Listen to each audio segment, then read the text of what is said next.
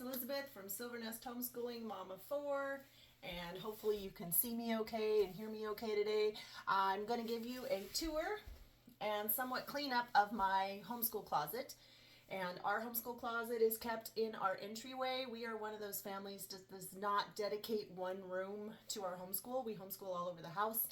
And someday I will take you and make you walk through so you know that you too can homeschool all over the house. You don't have to dedicate a space.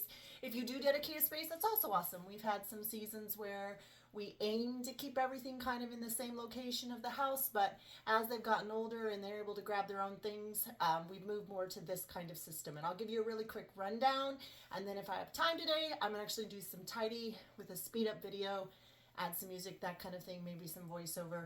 That's all new for me, but hey, it's all about being new, right? So here we are in the fresh spring season, and this is what school looks like kind of at the end of a season, right? Everything is pretty messy up here. You can tell their cubbies are pretty beat up. But let's just start off with this corner. Hope you can see it okay. Nope, let me move you over.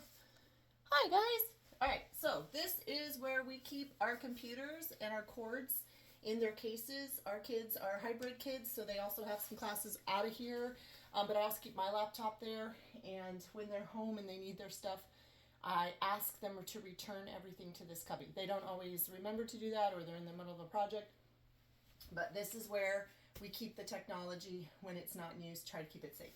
And then we go into some board games. If you've seen any of my other videos, you might have seen these pile. This is some games I plan to play this year that we have not yet gotten to. Also, I like to keep a couple games that we've checked out from our local school library in here so that I can keep track of them. So we have Fool's Gold, which is about the Gold Rush, California Gold Rush. And we also have Patriots and Redcoats, love this game. Air, Land, and Sea. We've been doing American history this year, so that's why this is all set up for American history. Pan Am, Tesla and Edison, War of the Currents, and Founding Fathers. So you can kind of see that's all sort of American history down here. We have a couple of other types of games. We have Clue, Paris. This is our new French game. And Cellulose, which is science, and a couple other history games. And down at the bottom down there, you can see these are some canvases and some easels. Our family happens to be art family. If you don't know, every family has a different way to pay for their homeschooling and their life choice. And our life choice is actually to be aiming for full-time artists. That's probably not what you hear regularly on the homeschool world, but that is our goal. That's what we feel called to. So we always like to have a lot of art supplies for our kids as well. We constantly give them access to things, even if they choose not to participate in them. Our goal is not to recreate artists. Our goal is to create creative kids, problem-solving kids. So, but we do like them to have access to high-quality materials whenever they feel like it. So they can get that out anytime they want to. Up here, what I've done is divided each of these cubbies into different kids. So this is my oldest daughter's cubby. She keeps her school from my house and also from her hybrid classes in here. And you can see it's kind of messy because it's at the end of the year, but her chemistry book, her history book, it's getting beat up, her workbook for history, guest hollow, and she's got some memorization cards she's made. So all of this in here, my kids are responsible for maintaining their own cubbies. Every now and then I'll come around and tidy them for them. But this is pretty much like having a locker for my girl so that she knows where to leave the things that aren't in her backpack. This one here is my youngest daughter's cubby. She's in 6th grade. Mostly she just has history in here because she does all of her science over at my mom's house. And then she has a couple of other resources. We have done a lot of logic this year, so she has some extra logic things. And then this mess is my responsibility, mostly mixed with my daughter. This is our French shelf for her 4th year of French, and that's honest how we keep our French cubby at the end of the year, right? Everything was perfect in September or August, but by the time you hit May, mamas, you know. So, and the bottom cubby down there, these are my extra resources. Since they're a little harder to get to for the kids just to grab and go. They tend to be things that I pulled out that I have ready in case I decide a child needs more help with a subject, or so that my brain remembers, they're available when I'm planning for the following year. And that is actually this cubby here and this cubby here. Okay, so those are extra resources that I want to know where they are. I want to keep track of them. I don't want them wandering around the house, or I forget they exist if I don't see them. I'm that kind of a store. I mean, you can tell we do have doors that close, but oftentimes we just leave it open, visual, pack it all where it goes, and then shut the doors, but then I can just open it, see everything. So everybody's organizational style is slightly different. That happens to be mine. I need to be able to see it, but I also want it out of the way. All right, so on this side, we have my middle daughter's combination. This is her, technically her cubby, but she has all of her Washington State history, all of her 8th grade life skills, anything that I have assigned her. And this year I had a lot of individual small books for that. And so this is kind of what's been left. Also, you can tell, that's why I want to do like a cleanup video, is this is French. She's not taking French, she's taking American Sign Language. So there we go. But I can go ahead and go through those at some point, show you what we've used, what we haven't used, what's left. This has also been kind of the leftover section for her school because there was too much to put in here. But as you can see, it's just gotten full of things throughout the year. Some stuff I want to remember where it is. Some stuff just was hoping she would read. She didn't get around to it, that kind of thing. So I'll take you through that, show you my wins and misses. And then down here, more of my kind of reference material kind of goes along with the bottom shelves of extra things that I can grab from. For example, this is the Handbook of Nature Study, which I have used on and off with my youngest daughter, my middle daughter, and my oldest daughter a little bit when they were younger. But it's a great book reference if they ever need to know about animals or plants that are in America. They can go ahead and look that up and help them with an essay or research that they're doing. So I like to keep that out. Also, I had my daughter read some of the U.S. Constitution and some other pieces of writing in here for her American history, and so these were the marks they had her read. And because her American history, back to my sophomore, she had too many books to fit in her cubby. You can see she's got a full load. So I took the extra books mostly for her history and put them down here. All right, this crazy over here is extra binders, extra curriculum that I'm debating on keeping, debating on giving away. And the bottom is paper. So a lot of, like, if my kid needs, and this one too, if one of my children needs a spiral notebook, I try not to keep too many on hand, but I try to keep some on hand when the sales come, maybe 2 or 3, because I know that throughout the year they're going to need another one, and I don't want to have to go to the store.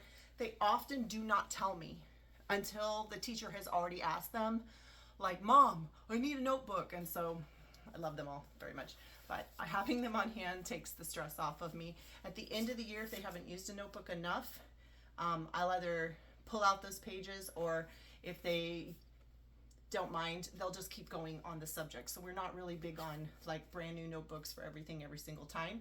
But if the notebook has been used up, significantly, I might save the paper out of the back of the notebook and just keep the information that they need. All right, then we move into some more board games. This is mostly math. Fraction formula, Quiddler, even though that's a spelling game, is actually my favorite math game for my kids' age. And then Mo Money. And then we even have a couple of animal science games, card line. And then up here is the mix of math and language arts. So if I needed a child to be able to go to a game school day, I could say, hey, go to the closet, because I do have a lot more games, but these are kind of the ones I've curated for them for this year. Go to the closet, grab a language arts game, grab a math game, grab a history game, grab a science game, and I'll meet you in the living room. And that's how I divide it out. And it's worked really, really well in years past. This year we haven't done that as much. The kids have either gotten their stuff done and they're on into their own projects, or we just haven't had as many like game school days. But there have been a few days where I'm like, hey, if you don't want to do moving out, as they have hybrid classes, really hard to say, hey, you haven't done your English today, because they have done their English or they finished their homework for English. But if I feel like there's something they need to work on, see something consistently a problem, I can also pull out a game for reinforcement. I am also not a person who really likes to keep them super, super busy. Busy work is not really our thing. So if they've completed a fair amount of school, I'm not going to add another game on top just to keep my hours. That's partly because Washington State does not require our, if you're in a state that requires you to keep hourly information, that would be different, and that actually might be the answer that you're looking for. But for us, it's more about content, being able to chew on it, having enough space to be able to think it through, process it, and then go back to it. All right, up there is where the true chaos lies. I keep everything up there from science experiments for next year and for this year that are, or last year that we haven't quite completed.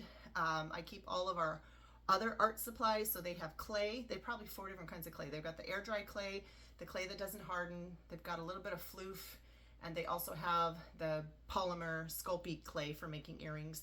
They have a bunch of things to go with the clay. They also have all of printmaking supplies are in here. Candle making supplies. We did the homesteading class this year, so we've got candle making supplies. We have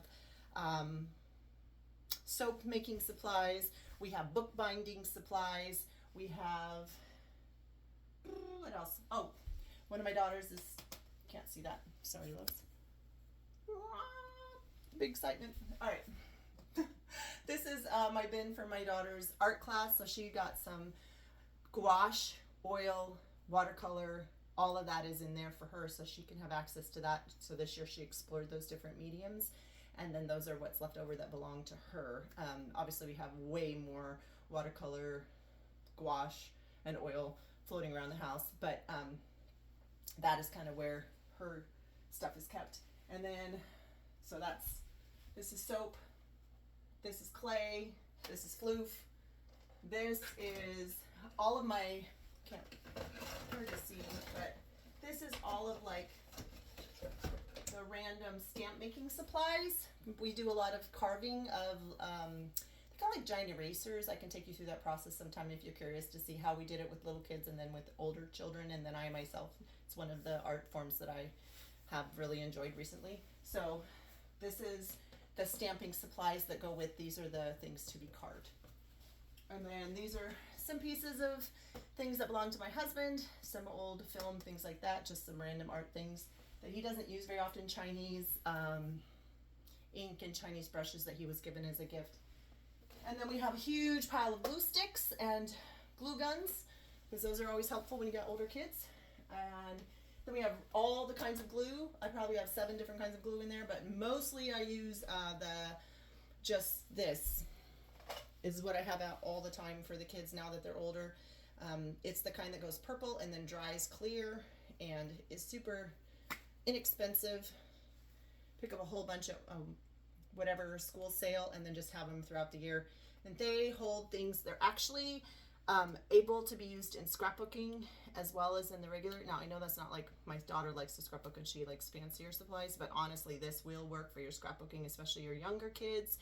And it works for almost every paper to paper project that you have, which is the majority of like cut out and paste type stuff. I find this to be a lot easier to use. Now we have made flour paste and things like that, but this kind of thing, it's easier for them to see it on their hands. It's easier for them to see where they put it on the paper. So yeah, Elmer's glue, slightly colored purple. Doesn't hurt that I love purple. Okay, then we have a screen printing kit that we've yet to use and some gel plates. I don't know if you've seen those before, but those are also a fun art supply. And then more clay, packaging for mailing. Oh, I left you out again. Sorry, team.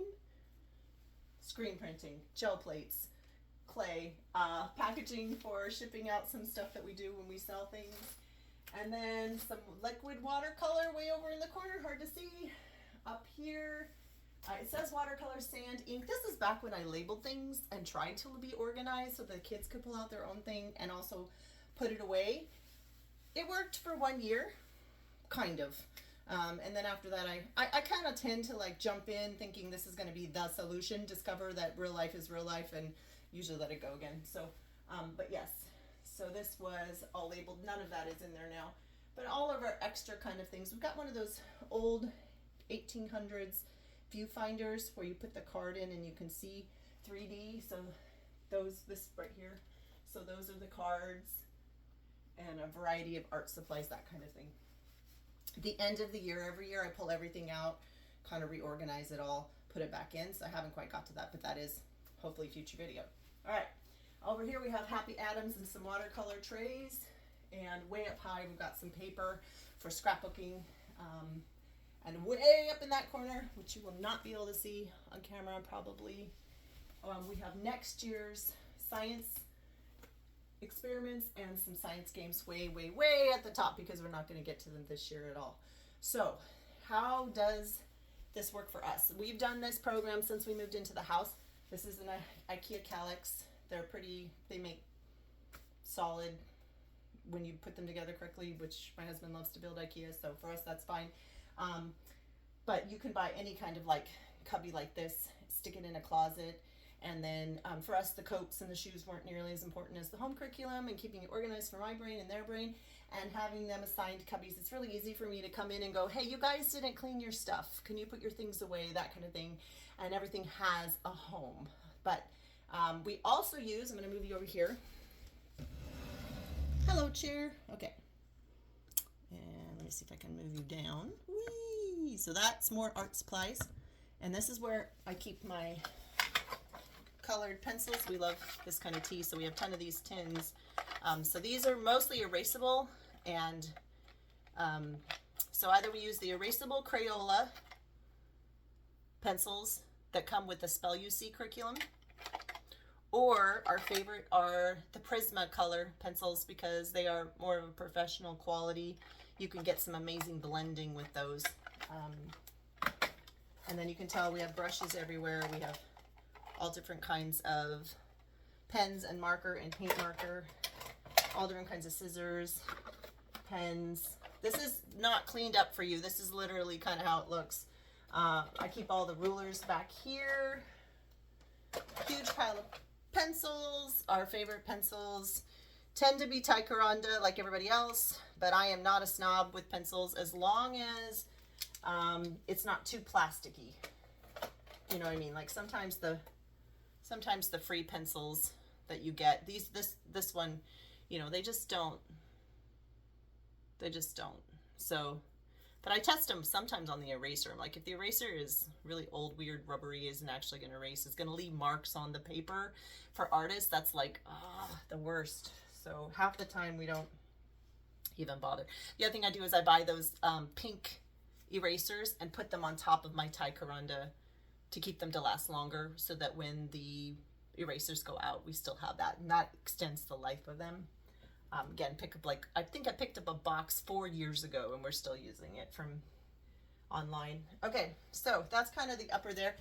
This here is my, go this way, is my acrylic paint that I use for my art. I use a variety. This is my husband's, he lent me golden, but I just use a lot of craft hobby paint for my work. And then this here is all pastels and charcoal. So if you're familiar with an oil pastel. So 3 different kinds, and I sometimes use them myself. I often use them for my art classes in the summer, or my kids are welcome to use, they're welcome to use these, but I'm the one that normally uses them. And then the top is actually all of our watercolor stuff. And then this up here is all our printmaking supplies that we're going to be using. We can paint with them onto fabric and then use a press, or we can actually use them as the actual printmaking. And so your Speedball is our favorite brand for printmaking, and the squeegee to pull across the screen. I'm really blessed. My sister found a lot of this, and then my school bought us some too. So that is, when you're thinking, how did she get all these supplies?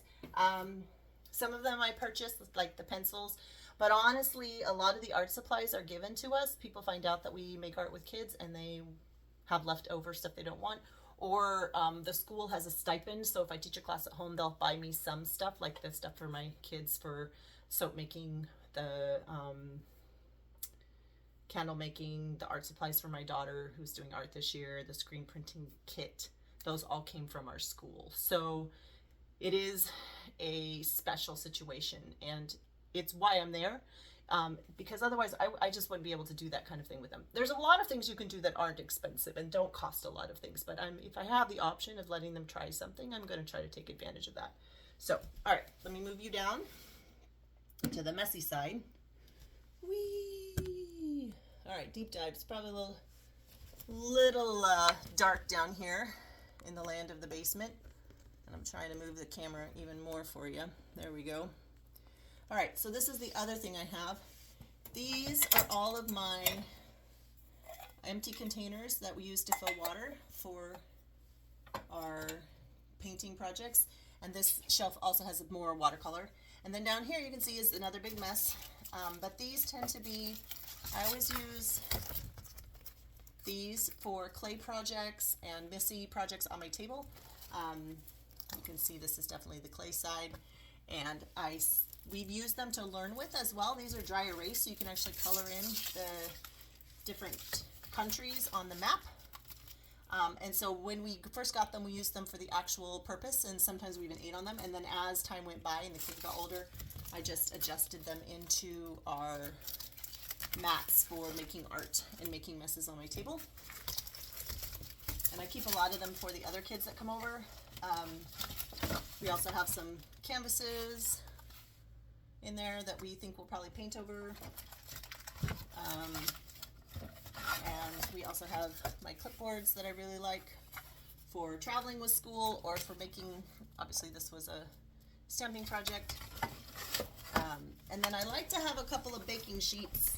Let's see if I can move you around. It's really hard to get out. Maybe I'll just take you off. Anyway, baking sheet to make clay supplies. I don't like to cook Sculpey on my baking dishes. You need your own thing. So I've used this for clay, I've used this for sand, I've used this for painting projects, so I keep a couple of those around. And then you can tell I have a lot of these because I like to take art outside for my classes, and so if you can clip their paper down, they don't blow away. We have a few palettes that we don't really use much. And then these are really valuable to me. Nope, that's another palette. We actually did paint with this one. Extra paper. Oh, these. All right, these are drawing boards. Oops, sorry guys, that was loud. These are drawing boards. You can actually hang them up to dry if you connect stuff. And they're great because they're actually pretty smooth, and so you can tape your watercolor to them, paint with it, and then leave it on there so it doesn't buckle until it's dry.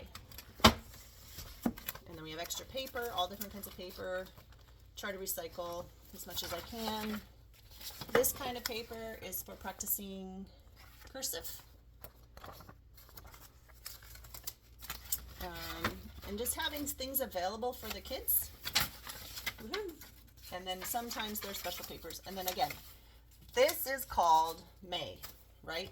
Where everything's messy, everything needs help. I've probably cleaned a couple times this year, but in general, I'm gonna bring you back up on your chair. Hi. In general, I find that I can get obsessed with cleaning, or I can get focused on teaching, right? Some people are really good at both and incorporating both into their homeschool. My goal is to make sure the basics are taken care of, but after that, I'm like, it's all about the actual teaching and then the character development of putting away their own things, finding their own things, cleaning their own things is something that I'm just constantly working on. And if I sat around all day, every day nagging them, then our house would be cleaner and I would have taught them a more productive way. But I also, I find that it's one of those precepts upon precepts, here a little, there a little, constant things. And so all of them know how to clean their room. All of them know how to find their curriculum, put it where it goes. I can tell you a couple horror stories of where we lost curriculum and it turned out one kid was mad at another kid and hid their curriculum behind a desk.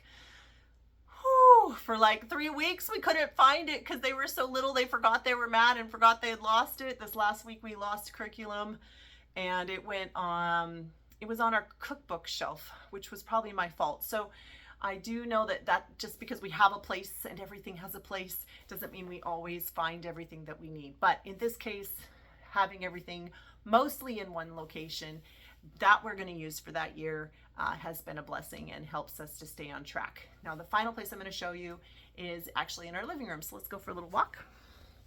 Now this video is kind of long. Hope you had a cup of tea or something. So this is our studio where my husband works. And then this is our real life kitchen. House not super big. This is our real life cat. Everyone needs a mascot. She's confused. And this is my other place that I store and keep, and it's kind of dark, I'm sorry. I keep curriculum. So if you can see, these are bins in my living room next to our couch, and I keep the library books that they bring in. I keep the books I'm reading, the books I'm having them read, and just the books I'm hoping they'll read. This is where I strew, where I leave things out for them to find and discover so that they can grab something while they're eating lunch, that kind of thing. But I also have been moving all of the history for my youngest daughter in here so she can pick from what she wants to read, because there wasn't really enough room in the other closet for it. So this is our secondary place where we store things, the more immediate everyday things, not their workbooks, but anything that is like something that I'm going to be reading to them, they're going to be reading to themselves, or they're going to be reading to me, we can keep here. All right, I hope that helped you. I hope that gave you an idea of how real life homeschool can be done in not a super large space, and that you're having a great day. You're almost there. I'm about ready to reveal my curriculum picks. We just registered for our hybrid classes and finalizing what we're going to do for next year. So hopefully that video comes soon, and I will hopefully let me know if you want me to do a video while I'm cleaning out that closet, or if you want me to take you shelf by shelf and show you what's on each shelf. I'm more than happy to do that. Just leave that in the comment below, and we will talk to you soon. Thanks. Bye.